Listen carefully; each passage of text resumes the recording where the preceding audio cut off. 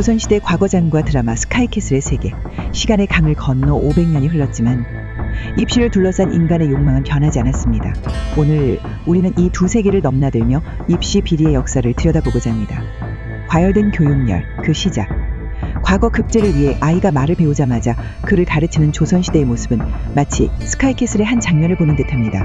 문인 이규보의 경우 아버지가 고에게 과외 선생을 붙여주었음에도 불구하고 첫 시험에서 낙방했고 결국 네 번째 도전에서야 급제할 수 있었습니다. 김주영이 예서의 미래를 위해 온 힘을 다하는 모습과 다를 바 없죠. 입시의 장기화. 조선시대 과거 준비에 최소 10년, 길게는 20, 30년이 걸렸다고 합니다. 스카이캐슬에서 예서가 어릴 때부터 입시를 준비하는 모습과 닮아 있습니다. 입시 준비의 장기화는 여전히 우리 사회의 문제로 남아 있습니다. 커닝페이퍼. 조선의 협서는 현대의 커닝페이퍼와 같습니다. 과거장 지하로 연결된 대나무통에 커닝페이퍼를 전달하는 실제 사례가 있었다고 합니다.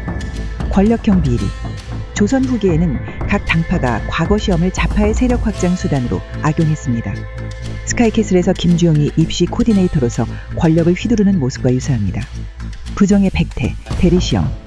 실제로 조선시대에 유광옥이라는 재미있는 인물이 있었다는 걸 아시나요? 오늘은 그의 이야기를 들려드리겠습니다. 유광옥은 경상남도 합천 출신으로 시를 정말 잘 지었대요.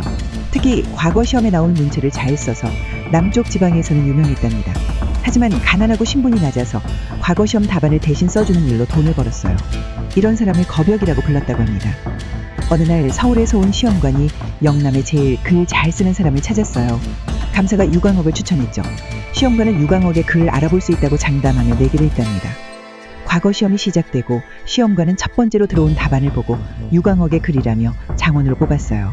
2등과 3등도 골랐죠. 그런데 이름을 확인해 보니 세 답안 모두 유광옥의 이름이 없었어요. 알고 보니 세 답안 모두 유광옥이 대신 써준 거였어요. 돈을 많이 받은 순서대로 1등, 2등, 3등으로 글의 품질을 조절했다네요. 얼마나 대단했으면 그랬을까요? 시험관은 놀라서 유광옥을 잡아오라고 했어요. 하지만 유광옥은 겁이 나서 친척들과 마지막 술자리를 가진 뒤 강물에 뛰어들어 자살했다고 합니다. 이 이야기는 당시 과거 시험의 부정행위가 얼마나 심각했는지 보여줍니다. 유광옥 같은 사람들이 전국 곳곳에 있었다고 합니다. 조선의 과거장에서 현대의 스카이캐슬까지 우리는 여전히 공정한 경쟁과 진정한 교육의 의미를 찾아 헤매고 있습니다. 이 긴 여정이 언제쯤 끝날 수 있을까요? 그 답은 우리 모두의 마음속에 있을지도 모릅니다.